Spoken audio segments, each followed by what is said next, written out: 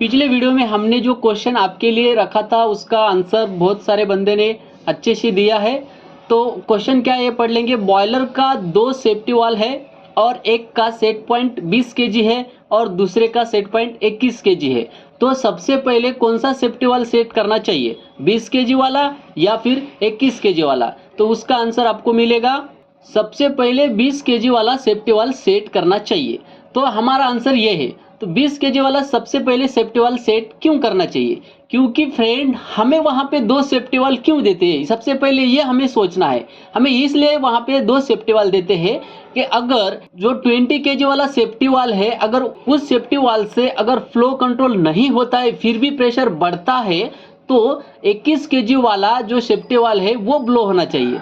तो हमें जो सेफ्टी वाल सेट करना होता है वो पहले 20 केजी वाला सेफ्टी वाल सेट करके उससे फ्लो जाना चाहिए, उसके बाद फिर से प्रेशर बढ़ना चाहिए 21 केजी तक, यानी कि 21 केजी तक। उसके बाद वहां पे वो सेफ्टी वाल ब्लो होना चाहिए। इसलिए हमें जो सबसे पहले सेफ्टी वाल सेट करना होता है वो होता है 20 केजी वाला, और उसके बाद वो ब्लो करके हमें 21 केजी तक प्रेशर बढ़ाना है बॉयलर का और 21 केजी का सेफ्टी वाल सेट करना है।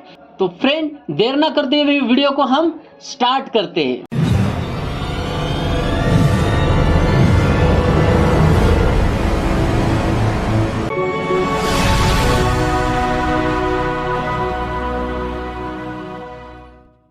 Hello friend, power plant technical knowledge में आपका स्वागत है। पावर प्लांट टेक नॉलेज को जुड़े रहने के लिए चैनल को सब्सक्राइब करो, बेल आइकन को प्रेस करो ताकि हमारा वीडियो सबसे पहले आपके पास पहुंच सके। तो आज हम लेकर के आए बॉयलर प्रश्न उत्तर पार्ट 9। तो पिछली वीडियो में हमने डीएम का जो क्वेश्चन है वो बहुत बनाया है, उसका ड्राइंग भी बनाया है, उसके ऊपर जो क्वेश्चन आपको चाहिए डीएम प्लांट के ऊपर उसके ऊपर भी क्वेश्चन हमने बनाए हैं। कमेंट में आया है कि डीएम प्लांट के ऊपर क्वेश्चन आंसर का वीडियो बनाइए। पार्ट 5 जो है उसमें आप देखिए डीएम का आपको पूरा डिटेल वहां पे मिलेगा, उसका क्वेश्चन आंसर मिलेगा। तो फ्रेंड मैं उसका लिंक डिस्क्रिप्शन में दे दूंगा और आप इस लिंक के ऊपर क्लिक करके भी उस वीडियो को देख सकते हो। तो फ्रेंड चलते हैं नेक्स्ट क्वेश्चन पे। हमारा जो प्रश्न चल रहा है वो प्रश्न नंबर है 121, यानी कि 121वां क्वेश्चन है। तो फ्रेंड ये क्वेश्चन क्या बोलता है हम देखते हैं। सुपर हीटर को कितने सेफ्टी वाल होते हैं?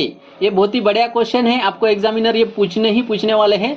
क्योंकि ड्रम को 2 सेफ्टी वाल होते हैं तो सुपर हीटर को कितने सेफ्टी वाल होते हैं ये भी आपको क्वेश्चन करने वाले। तो इसका आंसर क्या है? तो यहाँ पे इसका आंसर है आईबीआर रूल के हिसाब से 1 सेफ्टी वाल होती है, लेकिन कंपनी और ज्यादा सुरक्षा के लिए 2 भी सेफ्टी वाल लगा सकती है।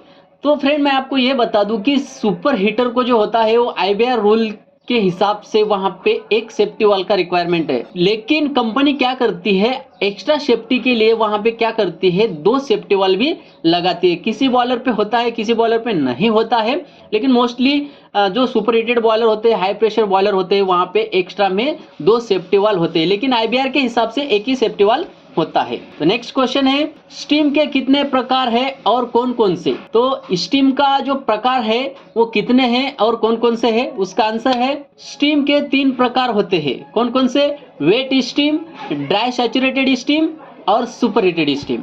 अभी ये जो स्टीम है मैंने आपको बता दिया, लेकिन ये जो स्टीम है इसका लोकेशन कहाँ होता है, कौन सी स्टीम कहाँ पे जनरेट होती है? तो मैं आपको बता दूं वेट स्टीम जो होता है ये स्टीम ड्रम के अंदर होती है, और ड्राई सैचुरेटेड जो स्टीम होती है वो वेट स्टीम से निकल के जब सुपर हीटर में जाती है, प्राइमरी सुपर हीटर में वो ड्राई सैचुरेटेड स्टीम होती है, और सेकेंडरी सुपर हीटर में जो स्टीम होती है वो हमारी सुपर हीटेड स्टीम होती है। तो wet steam, dry saturated steam और सुपर हीटेड स्टीम, ऐसे 3 टाइप के स्टीम होती है। नेक्स्ट क्वेश्चन, वाटर को कौन सा मिनरल हार्ड बनाता है? यानी कि हम जो बोलते हैं ना हार्ड वाटर, तो वो हार्ड वाटर किस मिनरल से बनते हैं? तो उसका आंसर आपको मिलेगा वाटर को मैग्नीशियम और कैल्शियम मिनरल्स जो होते हैं वो हार्ड बनाता है। तो डीएम जो वाटर हम यूज करते हैं उसमें हम मोस्टली क्या निकालते हैं वाटर से? तो वहां पे हम मैग्नीशियम और कैल्शियम जो होता है वो बहुत ही इंपॉर्टेंट है,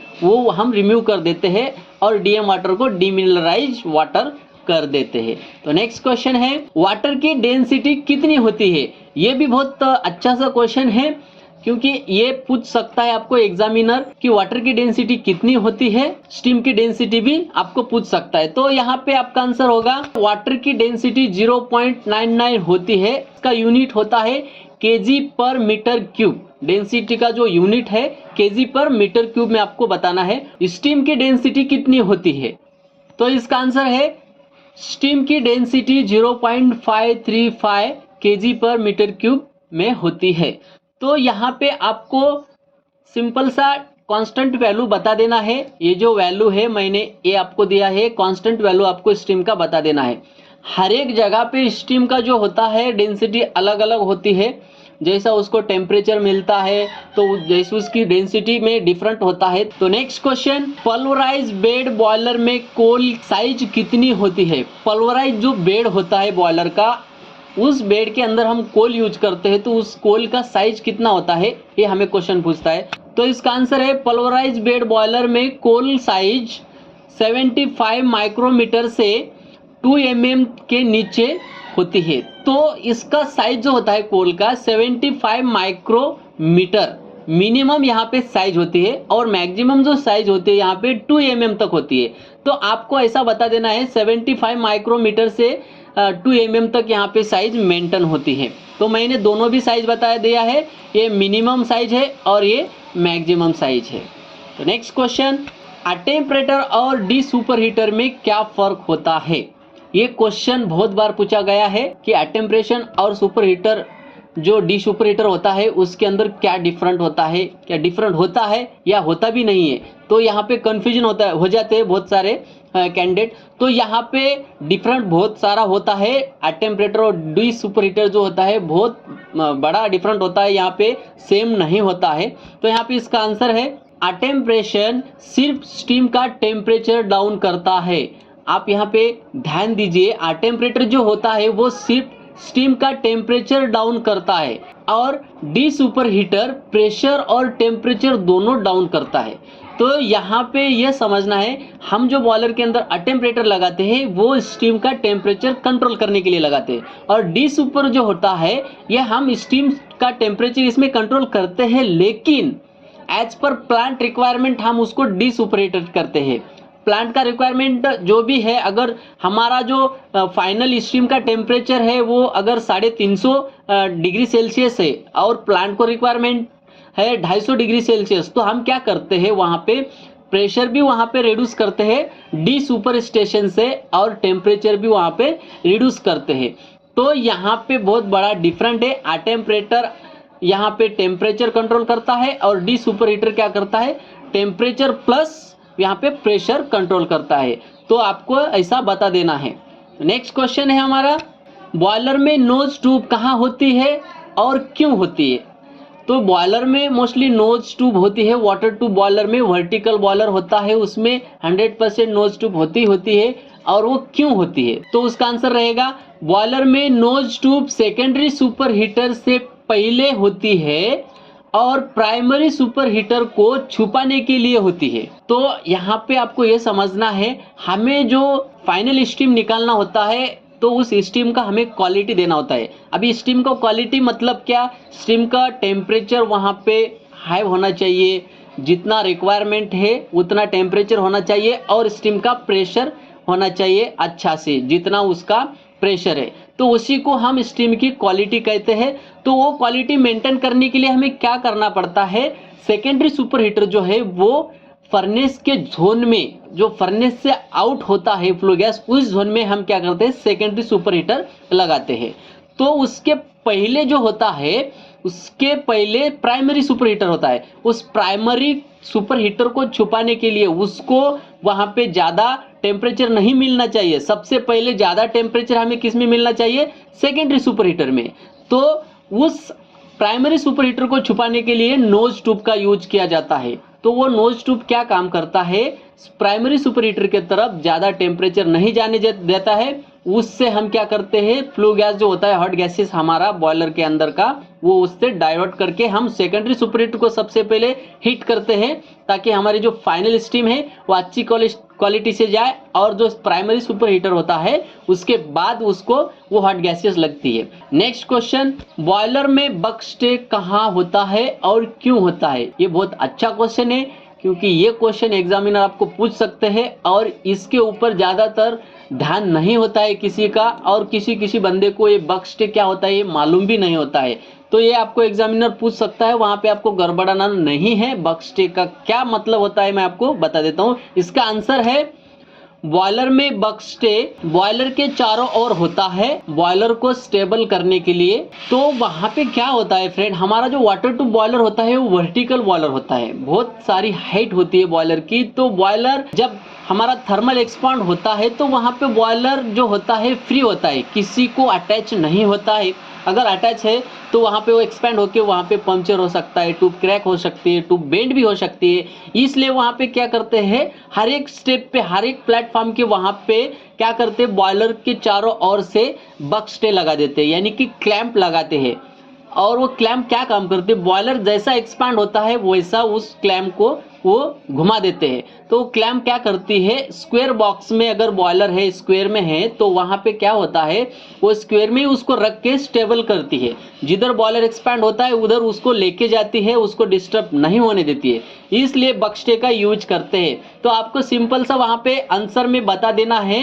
अगर आपको बॉयलर एग्जामिनर पूछते हैं तो बॉयलर में बक स्टे कहाँ पे होता है, तो बॉयलर में बक स्टे चारों ओर होता है और बॉयलर का जो डक्ट है, वाटर वाल, साइड वाल जो है उसको स्टेबल करने के लिए वहां पे बक स्टे का यूज होता है। नेक्स्ट क्वेश्चन है, बॉयलर में कितनी प्रकार की फायरिंग होती है?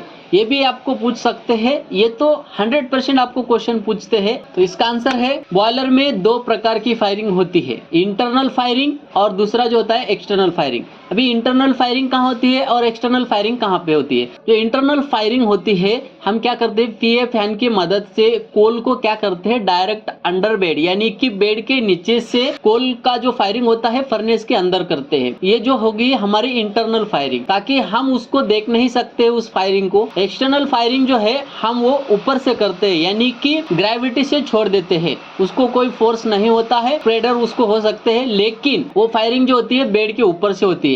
और इंटरनल फायरिंग जो होती है वो बेड के नीचे से यहाँ पे किया जाता है। तो बॉयलर में फायरिंग 2 तरह की होती है, इंटरनल फायरिंग और external firing. Next question, boiler में इकोनोमाइजर के प्रकार कितने होते हैं? मैंने पिछले वीडियो में भी बताया है कि बॉयलर में जो इकोनोमाइजर होते हैं वो कितने प्रकार के होते हैं, फिर भी मैं आपको फिर से बता देता हूं।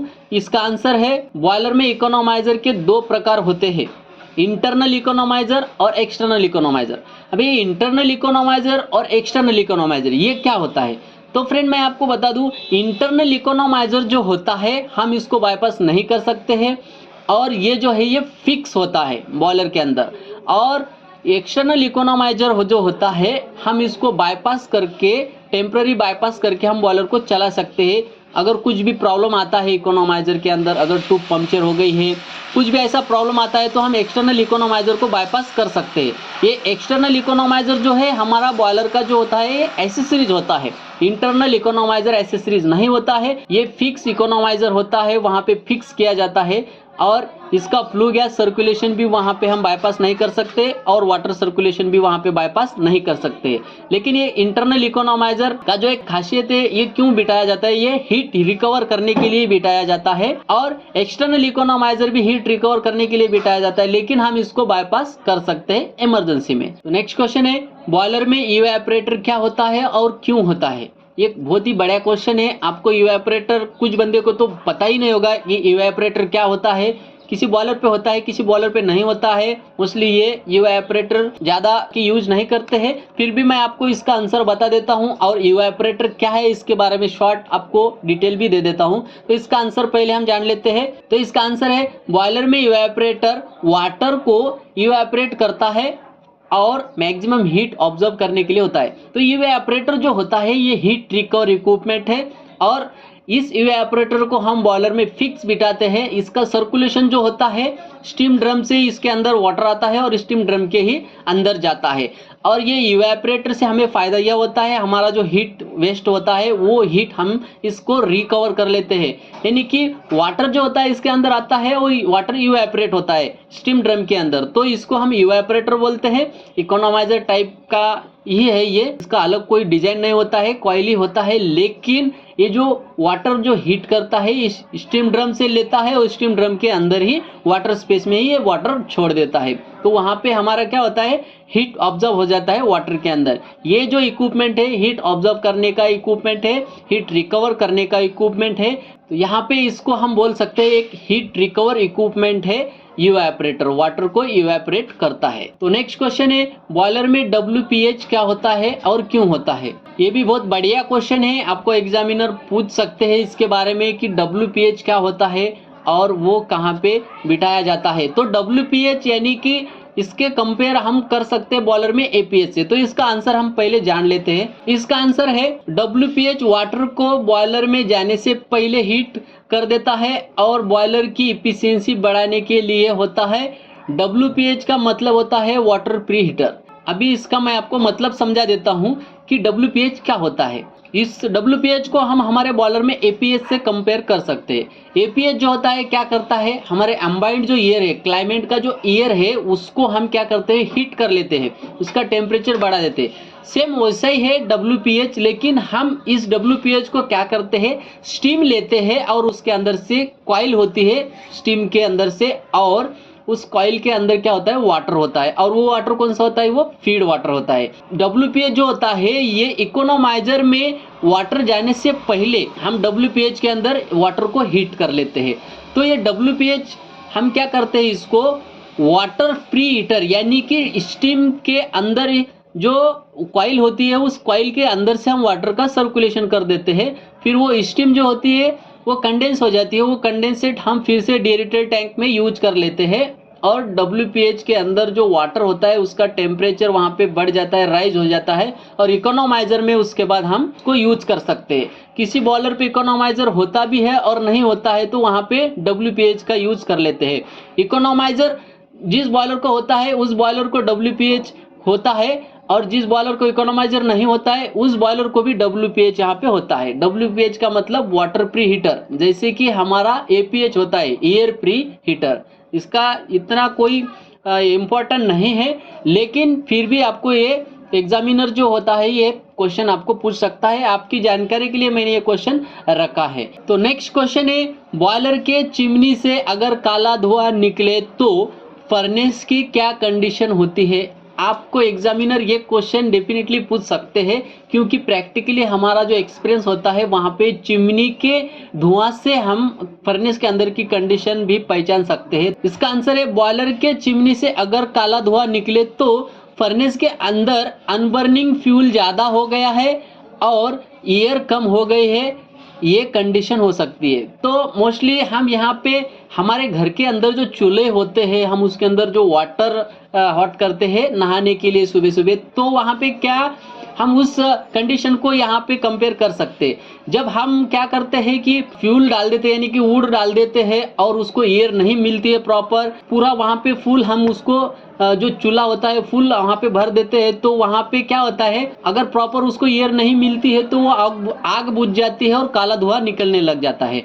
तो वहाँ पे क्या होता है, कंप्लीट कंबक्शन नहीं होता है, यानी कि वो पूरा वहाँ पे कंबक्शन जो होता है उसका नहीं होता है, इसलिए क्या होता है उसके अंदर काला धुआं आने लगता है। तो सेम बॉयलर में इसी तरह बॉयलर के अंदर अगर फ्यूल ज़्यादा हो गया है, उसको एयर कम मिल रहा है यानी कि O2 कम मिल रहा है, सफिशिएंट नहीं है, तो अनबर्निंग होता है और वो अनबर्निंग का जो काला धुआं होता है वो चिमनी के बाहर निकलने लगता है। तो कभी भी आपको अगर चिमनी के अंदर काला धुआं दिखता है तो वहाँ पे आपको समझना है कि बॉयलर के अंदर फ्यूल जो होता है वो ज़्यादा हो गया, यानी कि बहुत ज़्यादा फीडिंग हो गई है और एयर का जो फ्लो है वहाँ पे कम है, उसको बर्निंग के लिए प्रॉपर वहाँ पे एयर नहीं मिल रही है। तो नेक्स्ट क्वेश्चन है हमारा, AFBC बॉयलर में क्लिंकर फॉर्मेशन कब होते हैं? यानी कि AFBC बॉयलर है हमारा, उसके अंदर क्लिंकर फॉर्मेशन, जो भी बंदा AFBC बॉयलर में काम करता है उसको पता होगा, अगर क्लिंकर होता है तो क्या वहाँ पे तकलीफ होती है, बहुत ही हार्ड क्लिंकर होते हैं। तो इसका आंसर है AFBC बॉयलर का जब बेड टेम्परेचर 950 डिग्री सेल्सियस यानी कि 950 से ऊपर जाता है तो बेड मटेरियल ओवरहीट होके वहाँ पे क्लिंकर बनना चालू हो जाता है। तो हमारे बेड के अंदर मोस्टली हम टेम्परेचर 750 डिग्री से लेके 850 डिग्री सेल्सियस तक मेंटेन करते हैं। अगर उसके ऊपर धीरे धीरे टेम्परेचर बढ़ता है तो वहाँ पे बेड मटेरियल क्या होता है, वो ओवरहीट हो जाता है और उसके अंदर जो पैरामीटर होते हैं बेड मटेरियल के, मैग्नेटिक जो होता है उसके अंदर और आयरन जो होता है उसका भी वहाँ पे ध्यान रखना होता है हमें। अगर वो पैरामीटर वहाँ पे हाई है तो बेड मटेरियल क्या होता है, जल्दी से ओवरहीट हो करके वहाँ पे क्लिंकर फॉर्मेशन में बनना चालू हो जाता है। तो आपको यहाँ पे क्या कर, अगर बेड के अंदर क्लिंकर फॉर्मेशन अगर चालू हो गया बनना तो वहाँ पे 950 डिग्री सेल्सियस के ऊपर आपको टेम्परेचर नहीं लेके जाना है, उसके नीचे आपको मेंटेन करना है, तभी आपका बेड मटेरियल जो होता है वहाँ पे क्लिंकर फॉर्मेशन में नहीं जाता है। तो यहाँ पे सिंपल सा आंसर आपको बता देना है कि क्लिंकर कब होता है, तो वहाँ पे आपको ये बता देना है कि 950 डिग्री सेल्सियस के ऊपर अगर टेम्परेचर जाता है तो वहाँ पे क्लिंकर फॉर्मेशन चालू हो जाता है। तो ये हमारा लास्ट क्वेश्चन था। तो फ्रेंड ये जो क्वेश्चन है ये आपके लिए है, इसका आंसर आपको देना है। तो यहाँ पे मैं आपको क्वेश्चन पढ़ के बता देता हूँ। बॉयलर के 2 गेज गिलास में वाटर लेवल एक में कम और दूसरी गेज गिलास में ज्यादा दिखाती है, तो आप कौन सी वाटर लेवल को सही समझकर बॉयलर को चलाओगे, कम वाटर लेवल या फिर ज्यादा वाटर लेवल? तो यहाँ पे ये प्रश्न मैं आपको फिर से समझा देता हूँ। आपके बॉयलर में 2 गेज गिलास होती है, वाटर लेवल गेज गिलास। तो एक गेज गिलास में आपको कम वाटर लेवल बता रही है और दूसरी गेज गिलास में ज्यादा वाटर लेवल बता रही है। फिर भी आपको बॉयलर चलाना है इमरजेंसी के तौर पे, तो वहां पे आपको कौन सा वाटर लेवल कंसीडर करके वहां पे बॉयलर चलाना है, या ज्यादा वाटर लेवल वहां पे आप कंसीडर करोगे या कम वाटर लेवल वहां पे आप कंसीडर करके बॉयलर चलाओगे? जल्दी से जल्दी कमेंट बॉक्स में आप इसका आंसर भेज सकते हो, मैं आपके आंसर का वेट करूंगा। आई होप आपको ये वीडियो पसंद आया होगा और नॉलेजफुल रहा होगा। तो आपको अगर ये वीडियो पसंद आता है तो हमारे चैनल को सब्सक्राइब करो, बेल आइकन को प्रेस करो और फ्रेंड हमारे चैनल को लाइक भी करो, ताकि हम आपका एक लाइक हमें बहुत मोटिवेट करता है। तो मिलते हैं अगली एक ऐसी नई इंफॉर्मेटिव वीडियो के साथ, तब तक के लिए जय हिंद।